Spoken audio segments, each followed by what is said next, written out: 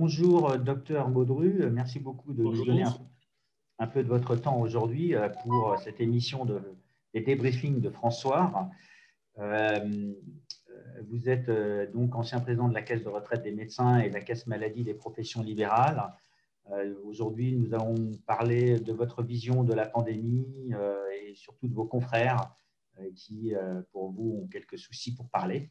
Peut-être que pour commencer, ce qui serait intéressant, c'est que vous vous présentiez aux auditeurs qui puissent comprendre un petit peu votre expérience dans le domaine médical, de président de caisse, de président de caisse maladie, des professions libérales, comment ça se passe, parce que ce n'est pas toujours très clair.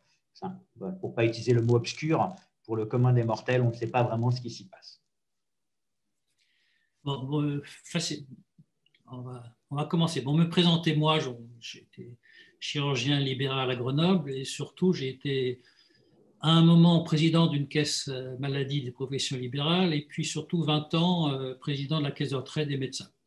Réélu tous les 3 ans, donc reconnu par tous les confrères, une très très grande majorité. Et j'avais chaque fois 90% mes élus avec 90% des postes. Et si je ne le suis plus aujourd'hui, j'en suis très content, par ailleurs. C'était une charge. Si je ne le suis plus aujourd'hui, c'est parce que j'ai été viré par des énarques. Ils n'arrivaient plus à me supporter, donc en plein mois d'août, alors que je devais reprendre mes fonctions en septembre, ils ont fait un texte, un décret pour m'empêcher d'être à nouveau président de la caisse de retraite des médecins. Le monsieur qui a fait ce texte était à l'époque directeur de la Sécurité sociale. Aujourd'hui, il est directeur de la caisse d'assurance maladie après avoir été sous-directeur chez le Premier ministre. Donc voilà, ça c'est pour la petite histoire. Alors ma vision, on m'a demandé la vision du Covid. C'est pas évident parce que le Covid, là où le Covid, pour moi je suis toujours le Covid, c'est un virus. Le Covid est toujours est très imprévisible, il fait un peu ce qu'il veut et il déjoue tous les pronostics. Donc prévoir ceci ou cela, ça n'est pas évident, on aura toujours tort. Donc je suis toujours prudent dans mes propos parce qu'ils peuvent être faux du jour au lendemain, il faut savoir le reconnaître. Mais ce qui m'étonne le plus dans cette crise, c'est le fait qu'on ait écarté les médecins, surtout les médecins de première intention, les médecins généralistes qui prescrivent. Ils n'ont plus le droit de prescrire, ils n'ont pas le droit de s'exprimer, ils sont aux ordres. Il faut qu'ils fassent ce qu'on leur dit de faire. Et qui est-ce qui leur dit de faire, qui est-ce qui leur donne ces ordres? C'est des gens dont on a vu depuis des mois qu'ils se trompent encore plus que ceux qui ont l'habitude de traiter les patients. Ils se trompent régulièrement, ils n'arrêtent pas de changer d'avis. Voilà. Mais bon, il faut leur obéir, il faut se taire, avec chaque fois des menaces pesantes, avec la complicité du Conseil de l'ordre. Ils ont peur, ils se taisent parce qu'ils ont peur d'être interdits d'exercer pendant quelque temps. Donc voilà un petit peu ma vision. Alors je suis très étonné qu'on ait écarté les médecins. Pourquoi? Bon, c'est vrai que ce n'est pas facile à gérer. Je n'aimerais pas être à la place du ministre de la Santé. Ce n'est pas évident, mais s'ils s'étaient déchargés du traitement sur les médecins, ça leur faisait quand même, les médecins sont des gens responsables, ils savent ce qu'ils font depuis toujours, ils ont été formés pour ça, et s'ils s'étaient déchargés sur les médecins, ça leur faisait quand même un souci en moi. Et ça, je n'arrive pas à comprendre pourquoi ils ne laissent pas les médecins traiter en leur âme et conscience, en fonction des connaissances qu'ils ont, et puis en fonction du dialogue avec leurs patients. Chaque patient est différent, on a l'habitude. Et juridiquement parlant, aujourd'hui, les médecins ont récupéré la liberté de prescrire quand même. Alors, c'est très délicat parce qu'effectivement, à un moment, je vois pour l'hydroxychloroquine, qui n'est pas, vous le savez, ce que je défends en premier, mais qui a été, il fallait en parler, il fallait essayer, et peut-être qu'il a toujours sa place aujourd'hui, a été à un moment interdit. On n'a jamais interdit aux médecins de prescrire. On a interdit aux pharmaciens de délivrer les ordonnances prescrites. Donc, ça n'a jamais été fait. Mais depuis le mois de juillet, ces textes ont été abrogés, donc on peut prescrire. Le problème, c'est que les pharmaciens ne le savent pas. Il y en a beaucoup qui refusent les ordonnances avec hydroxychloroquine. Ils acceptent encore les ordonnances avec autre chose. Si toutes les 2, 3, 4 semaines, les médecins reçoivent par mail des consignes des autorités, des consignes du directeur de la santé, en leur disant on ne donne pas d'antibiotiques, on ne donne pas ceci, on ne donne pas ceci ou cela pour le Covid. Et derrière, vous avez le Conseil de l'ordre qui dit attention, ah oui, vous avez des résultats, mais taisez-vous, sinon vous allez avoir des ennuis, vous allez être convoqué par le Conseil de discipline. Donc les médecins sont dans leur petit coin, ils ont peur, ils se taisent, ils essayent de faire ce qu'ils peuvent. Vous avez, pour moi, il y a deux générations de médecins, c'est bizarre, mais c'est en discutant avec les pharmaciens que l'on aperçoit. Vous avez l'ancienne génération, ils font ce qu'ils ont décidé de faire et ce qu'ils pensent devoir faire. Et puis, vous avez une deuxième génération qui sont les plus jeunes, qui sont formés au protocole et qui respectent les protocoles des autorités. Donc, il y a une génération qui est, on va dire, plus indépendante que l'autre, quelque part. Tout à fait. Qui ont peut-être l'impression de craindre moins, qui ont plus d'expérience. Et puis, c'est une question de formation, d'éducation. Hein. Comme pour les Français, comme pour beaucoup de choses. On a été formé avec un certain moule et puis on essaye, on le respecte. C'est notre éducation. Ça ne veut pas dire que l'éducation est bonne, mais bon, c'est comme ça. Non, mais ça veut dire qu'on a deux classes, d'après vous, deux classes de médecins, ce qui est intéressant, donc une catégorie de médecins. J'ai découvert ça il n'y a pas longtemps en discutant avec le pharmacien du village. Et il m'a dit, mais les anciens prescrivent et les jeunes ne prescrivent pas. Quand je dis prescrivent pas, c'est Doliprane. Oui, ils suivent le protocole qui est en place. Voilà. Et donc, ces médecins qu'on essaye de bâillonner par le biais du Conseil de l'Ordre, ou qui on essaye de demander de ne pas parler, vous en avez beaucoup autour de vous, des médecins? Alors, il y en a beaucoup parce que, bon, je ne les connais pas tous, mais eux me connaissent, puisque j'ai présidé quand même différentes caisses avec satisfaction et pour eux et pour moi. Donc, il y en a beaucoup qui me communiquent leurs résultats, leurs problèmes, qui me demandent quoi faire parce qu'ils ne savent pas où se tourner. Vous voyez, les syndicats de médecins, ils sont aux abonnés absents. On n'entend pas parler. Est-ce qu'ils défendent la liberté de prescription? Quelle est leur position sur le Covid? Sur ce qu'on fait aux médecins? Je ne le sais pas, personne n'en parle. L'ordre, on sait qu'il... Apparemment, il obéit aux ordres du gouvernement, il aide le gouvernement à faire respecter certaines règles. C'est comme ça qu'on va présenter les choses. Mais donc, eux s'adressent à moi en disant voilà ce que je fais, voilà ce que je vois, qu'est-ce que je peux faire? Alors, je vais vous donner 3 exemples. On va prendre le premier sur l'ivermectine. Vous savez que c'est un traitement, je pense, je peux me tromper, mais j'aimerais au moins qu'on essaye pour savoir si je me trompe ou pas, ce qui n'est pas le cas.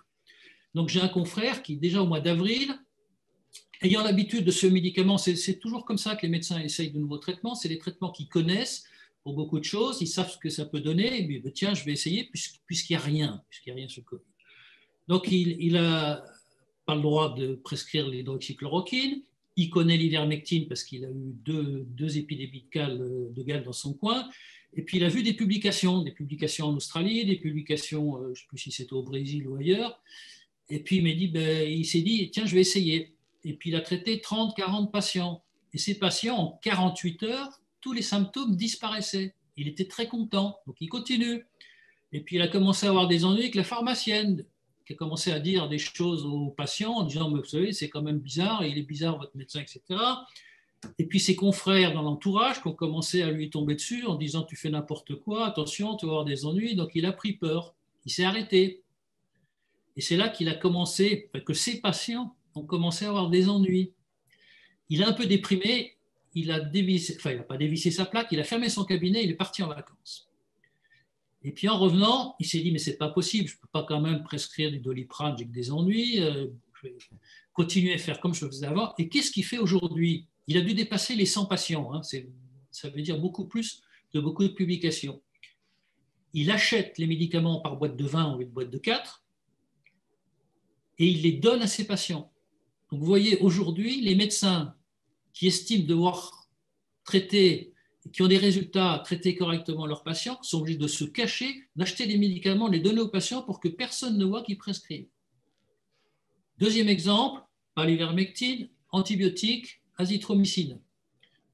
J'ai une consoeur que je connais bien puisqu'elle est de la région de Grenoble où je suis, j'étais interne et assistant avec son père, a publié au tout début sur l'azithromycine. Pourquoi azithromycine? Parce que avant que l'épidémie soit connue, beaucoup de médecins voyaient des pathologies pulmonaires un petit peu atypiques, des pneumonies atypiques, et c'est un médicament qu'ils aiment bien parce que ça marche bien dessus. Et puis ils se sont aperçus après coup qu'on pouvait mettre un nom sur ces pneumopathies atypiques, c'était le Covid. Donc ils ont pris l'habitude, ça marchait bien, ils n'ont jamais envoyé les gens à l'hôpital, elle a publié à peu près 350, elle s'est fait connaître. Là-dessus, boum, l'ordre lui est tombé dessus. Vous n'avez pas le droit de communiquer, pas le droit de prescrire, pas le droit de communiquer, taisez-vous.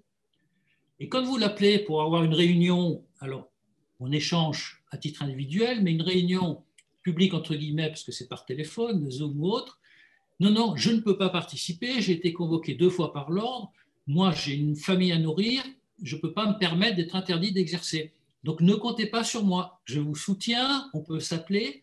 Voilà, ces gens-là se taisent, se cachent. Troisième exemple, c'est la chloroquine. Monsieur Raoult, professeur Raoult, que tout le monde connaît. Aujourd'hui, il est traité de tous les noms, et notamment de charlatan. Alors, quand vous savez que c'est une des personnalités en matière d'infectiologie les plus connues au monde, chez nous, on le traite de charlatan. Charlatan. Vous savez ce que ça veut dire, charlatan. Donc, voilà. Donc, voilà où on en est aujourd'hui. C'est complètement délirant, invraisemblable. On peut dire que le Covid, il rend malade, mais il rend fou aussi certains. Et donc, il y a certains médecins qui dépriment, quoi, quelque part. Absolument, J'ai le absolument. sentiment. Ouais. C'est assez incroyable. Quand vous en discutez avec eux, leurs patients sont dans quel état d'esprit? Et leurs patients leur font confiance, ils viennent, ils en ont. Moi, j'ai un blog, j'ai des tas de personnes qui sont non médecins, qui m'écrivent, qui m'envoient des mails pour savoir qui prescrit. Mon médecin ne veut pas prescrire, je vais où? D'accord. Et ça, c'est difficile de leur répondre. Je ne suis pas là non plus pour faire de la pub aux uns ou aux autres, sinon je vais avoir des ennuis avec l'ordre. Et puis en plus, je ne le sais pas. Je ne sais pas qui prescrit, qui ne prescrit pas. Et les patients aimeraient bien le savoir. C'est une demande, ça. Parce que les patients sont libres aussi d'accepter ou non, comme pour le vaccin, ils l'acceptent ou ils ne l'acceptent pas. Ils ne sont pas obligés d'accepter de la chloroquine, on n'est pas obligé de leur proposer. Enfin, c'est le dialogue entre le médecin et le patient. On veut supprimer ce dialogue, on veut supprimer la responsabilité du médecin, le libre arbitre et puis le choix. Est-ce que vous avez lu la décision du Conseil d'État italien vis-à-vis des médecins et de la prescription d'hydroxychloroquine? Non, c'est celle qui autorise l'hydroxychloroquine maintenant? Oui, j'ai vu cette semaine. Donc j'en ai entendu parler. Je ne l'ai pas lu, mais j'en ai entendu parler. C'est une décision intéressante dans la mesure où il parle à un moment de l'interférence dans les autorités, dans la relation dans le couple patient-médecin. Et cet élément-là est assez intéressant. C'est très grave ce qui se passe en France. Parce que là, pour moi, la médecine, c'est un art. On le sait. Ça n'est pas une science exacte. Il n'y a pas 2 patients pareils. Et aujourd'hui, en obligeant les médecins à avoir un protocole strict pour tous les patients, c'est la liberté de prescription et c'est la liberté d'exercice qui est en jeu. On ne peut pas mettre tous les patients, il n'y en a pas 2 pareils, on ne peut pas les mettre, c'est ce qui fait la beauté de notre métier d'ailleurs, et la patient, on ne peut pas les mettre tous dans le même moule, sinon on fait des conneries. Il y en a 1 sur 10 qui va trinquer parce qu'il n'est pas comme son voisin. Et l'attitude du gouvernement qui a dit à un moment, puis c'est toujours sous-entendu, n'allez pas voir votre médecin, ce n'est pas la peine. Il va vous donner le Doliprane, vous l'avez, c'est en libre service en pharmacie, on peut vous donner une boîte, 2 boîtes, n'allez pas voir votre médecin, par contre appelez le 15 le jour où vous n'arrivez plus à respirer. C'est-à-dire qu'on a totalement court-circuité le médecin. Et dans la mesure où vous rentrez dans le protocole, c'est la médecine de demain dans laquelle je ne me reconnais pas, avec soi-disant intelligence artificielle qui n'a rien d'intelligent, c'est le protocole, donc la prescription, vous avez ça, c'est telle prescription, etc. C'est plus la peine de passer par le médecin. Donc, c'est un protocole normatif qui, quelque part, désintermédierait la relation entre le patient et le médecin, quoi. Il y a de plus en plus de protocoles, et puis maintenant, dès que vous déviez du protocole parce que votre médecin, votre malade n'est pas le même que celui que vous avez vu juste avant ou que l'ensemble de ceux qui sont concernés par le protocole, là, on commence à vous taper sur les doigts. Alors là, ça ne va plus. On nous donne un protocole, c'est-à-dire une ligne directrice en disant il faut faire plutôt ça, puis après vous voyez en fonction du patient. Non, maintenant, c'est ça ou rien. On vous a vu, donc on a entendu parler de l'ivermectine, qui est un traitement que vous défendez plus que… Comment expliquez-vous que les pouvoirs publics, enfin les autorités, ne s'en soient pas saisis plus tôt? On va dire que l'hydroxychloroquine, on en a beaucoup entendu parler. Elle était assez politisée comme molécule, puisqu'on en a entendu sur les plateaux de télé, ça a été dans les bouches des politiques, mais l'ivermectine, on n'en a pas du tout entendu parler. Comment expliquez-vous cela? Elle a eu la chance d'être dans l'ombre de la chloroquine qui a pris tous les coups et qui a un petit peu balayé et fait un petit peu le chemin. Je ne sais pas, parce que ça a démarré peut-être un petit peu après, c'est peut-être plus surprenant que l'hydroxychloroquine, mais on s'aperçoit qu'elle fait son chemin petit à petit. Tous les pays qui l'essayent, ça commence à se développer, et surtout, ça marche. Tous les patients à qui vous donnez l'ivermectine, c'est en 48 heures, les symptômes disparaissent. Ils ont fait un test en Argentine sur 1200 soignants, c'est-à-dire des gens au contact tous les jours avec des Covid. 800 ont reçu l'ivermectine, 400 n'ont pas reçu l'ivermectine. Sur les 800, il y a eu 0 cas, et sur les 400, il y a eu 56% de malades. Donc ça marche quasiment à 100%.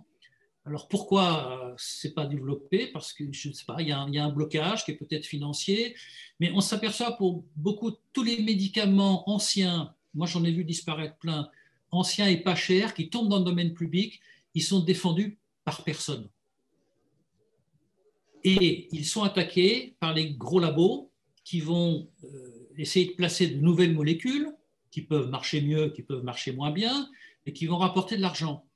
Et ça, c'est quelque chose dont souffrent tous les anciens médicaments. Moi, j'en ai connu plein, mais qui n'existent plus. Moi, mon domaine, c'était l'urologie, mais tous les décongestionnants, tous les médicaments pour la douleur, pour les brûlures, etc., il n'y en a plus. Il n'y en a plus parce qu'il n'y a personne pour les défendre. Il y a une politique du médicament qui bloque les prix pendant 20 ans, 30 ans, ce qui fait que pour sortir un médicament, ça coûte moins cher que l'emballage, et bien le laboratoire, il arrête de le fabriquer. Et donc, tous ces médicaments, il y en a peut-être d'autres, que l'ivermectine, j'allais dire plus efficace, je ne sais pas, parce que celui-là me paraît déjà très efficace. Mais quand je dis me paraît, je peux me tromper, c'est l'impression que j'ai, c'est en lisant quelques articles, mais ce que je ne comprends pas chez nous, c'est pourquoi on n'essaye pas. On a 5 000, 10 000, 20 000 patients positifs tous les jours. Pourquoi on n'en prend pas 500? En une journée, c'est fait. En 8 jours, on a le résultat. Et ça, les autorités refusent. Je vois notre caisse de retraite a voulu faire un sondage et suivre tous les médecins touchés, puisqu'ils sont au contact, ils sont plus touchés que les autres, pour savoir s'ils prenaient quelque chose et quoi, et avoir le résultat. On a voulu faire ça de manière officielle, dans des centres officiels, par des médecins, avec un suivi par l'INSERM, etc.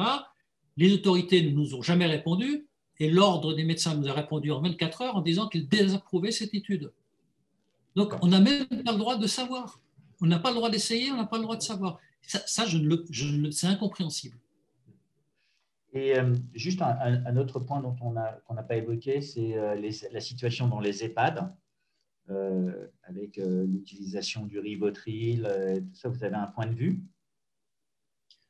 Le Rivotril, je ne suis pas contre, puisque ça apporte quelque chose. Quelqu'un qui est mourant, pour lequel vous ne pouvez rien faire, eh bien, vous le soulagez, vous l'aidez. Donc, que sa prescription ait été élargie ne me dérange absolument pas. Par contre, que vous prescrivez du Rivotril en ayant refusé de donner la moindre petite chance au patient en essayant quelque chose, je ne garantis pas que ça marche, mais qui pourrait marcher, ne pas avoir donné cette chance, même infime, et prescrire du Rivotril, ça n'est pas acceptable. Donc le Rivotril, oui, mais pas dans ces conditions, dans les conditions que l'on nous donne aujourd'hui. Alors, la situation dans les EHPAD, je vais vous donner un autre exemple. C'est mon successeur à la caisse de retraite, qui est médecin généraliste, sa femme également. Il allait dans plusieurs EHPAD. Et puis, au tout début de l'épidémie, lui, il mettait tous ses patients sous azithromycine. Il en a plusieurs centaines. Ça marche bien. Et il a dit aux EHPAD où il allait suivre ses malades en disant, écoutez, je ne viens plus parce que j'en vois trop dans mon cabinet. Je ne veux pas faire rentrer le virus dans l'établissement. Donc, essayez de voir avec d'autres médecins référents, etc.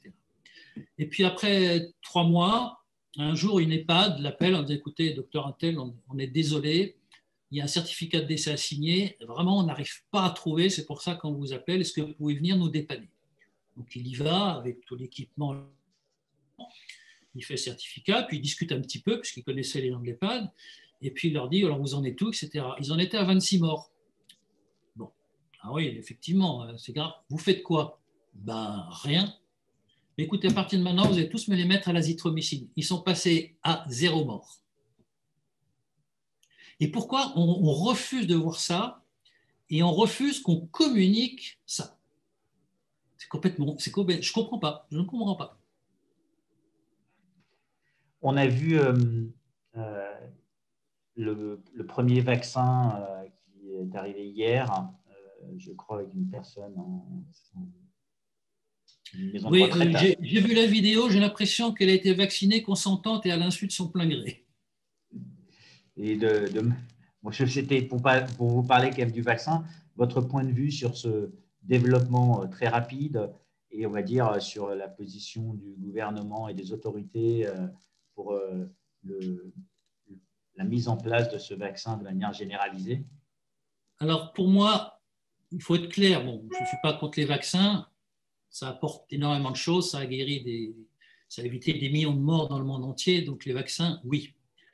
Maintenant, là, on a quelque chose de nouveau, un vaccin nouveau, et surtout pour moi, c'est un vaccin expérimental, un vaccin type ARN qui joue un petit peu sur nos gènes, les chromosomes, etc.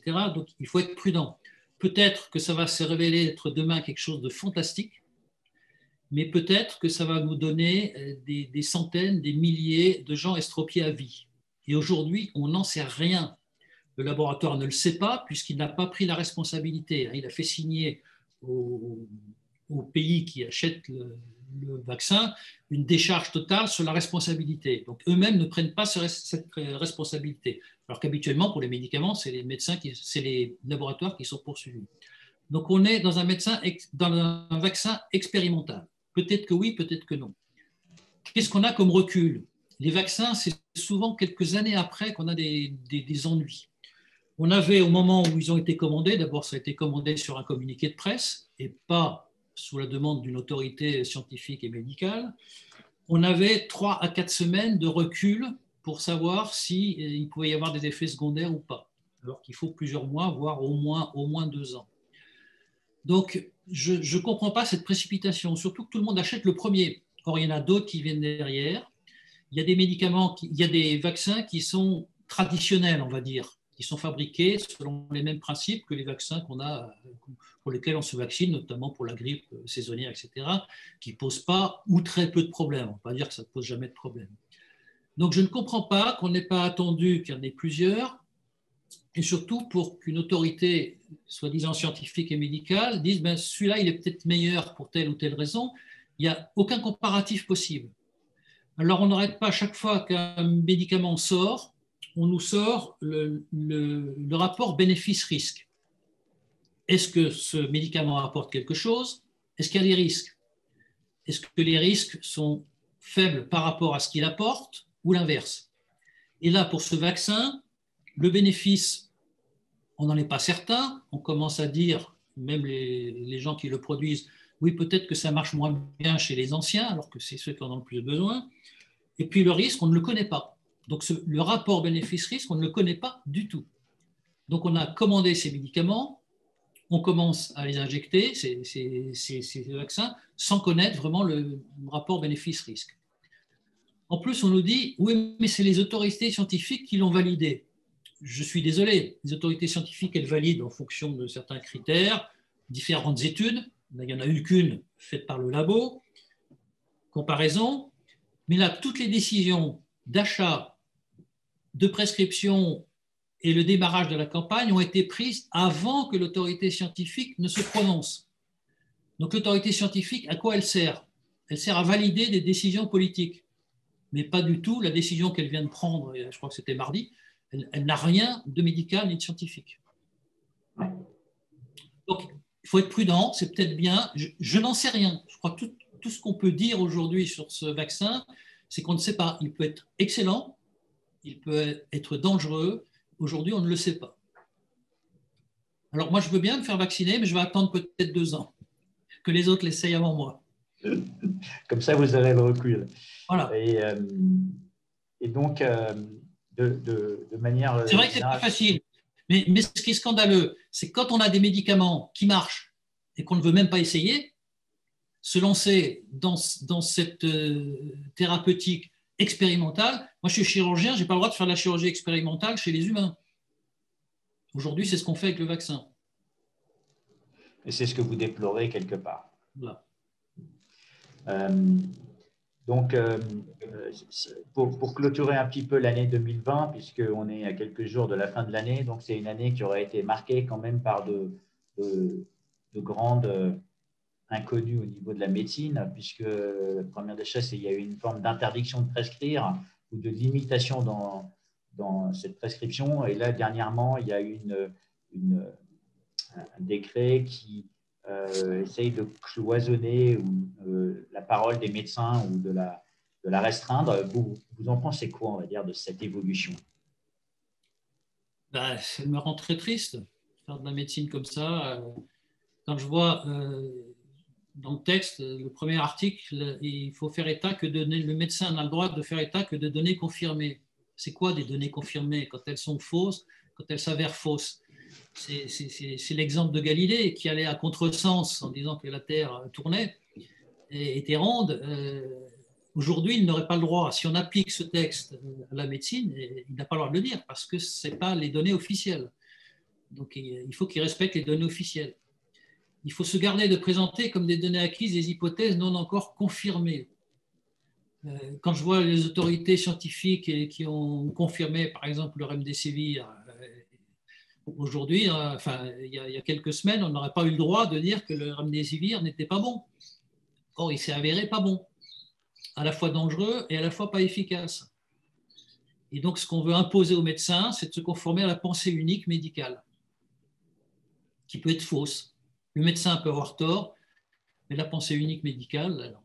Donc, c'est également interdire tous les lanceurs d'alerte. Regardez l'histoire du médiateur, etc. Si vous n'avez plus le droit de dire tant et telle chose, ça ne marche pas, on va où? Ce n'est pas un progrès. Donc, en fait, c'est la notion de confirmation qui vous dérange, en fait, c'est le mot. C'est ce mot Non, confirmation. C'est-à-dire que, voilà, c'est-à-dire qu'il y a des choses qui sont établies, on n'a pas le droit de les contester. D'accord. Donc, il faut s'y confirmer. Ce qui est le cas aujourd'hui. Donc,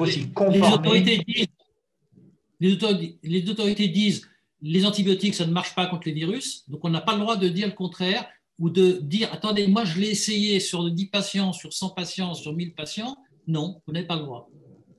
C'est le cas de Raoult. Ces 8000 patients traités, peut-être même 10 000 aujourd'hui, ils n'existent pas pour les autorités. Ils n'existent pas. Ils parlent de la forme de la publication, mais pas des patients. Nous, on parle des patients parce qu'on est médecin. Donc, ce n'est pas un bon présage pour l'avenir. Non. Et je peux vous dire qu'en 2020, la médecine n'est pas sortie grandie. Quand on voit les publications, on faisait confiance aux médecins, on faisait confiance aux articles médicaux publiés en pensant que c'était quelque chose de bien, etc. On a appris des choses en 2020 sur la médecine, sur les publications. Est-ce qu'on peut encore leur faire confiance?